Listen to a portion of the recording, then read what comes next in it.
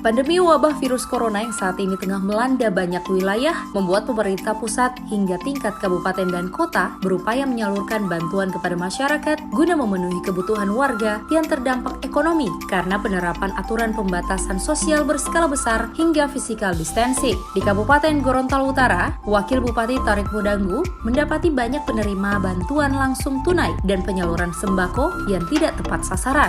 Hal ini ditemukan Wakil Bupati Tarik Modanggu saat penyaluran bantuan langsung tunai dan sembako di 4 desa di Kecamatan Tomilito yang menjadi sampel penilaian.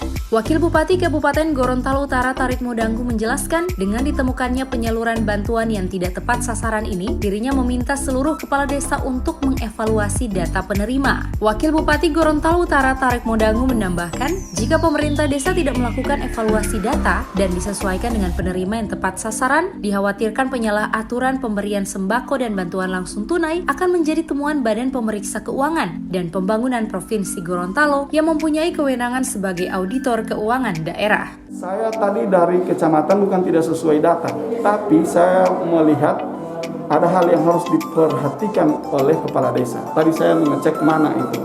Dari kurang lebih 4 desa yang saya jadikan sampel untuk melihat ini, sekarang dasar yang paling banyak dipakai itu adalah kriteria terdampak. Maka pertanyaan saya, mana data bahwa mereka terdampak? Nah, itu susah dibuktikan oleh desa bahwa ini hanya musyawarah. Anda bisa. Kalau dia terdampak, misalnya dia pedagang, mana bukti bahwa dia pedagang yang karena COVID ini lalu dia tidak bisa berdagang? Gitu kira-kira. Mana bukti bahwa dia terdampak, misalnya bawa kendaraan bentor misalnya, setelah tentu harus ada bukti bahwa dia ada SIM dan ada bentor, ada fotonya, minimal ada pernyataan kepala desa bahwa profesinya apa, minimal itu. Tapi jangan tidak ada dokumen, hanya berita acara begitu saja. Tidak lanjut dari pemerintah sendiri? Ya, tidak lanjutnya tadi.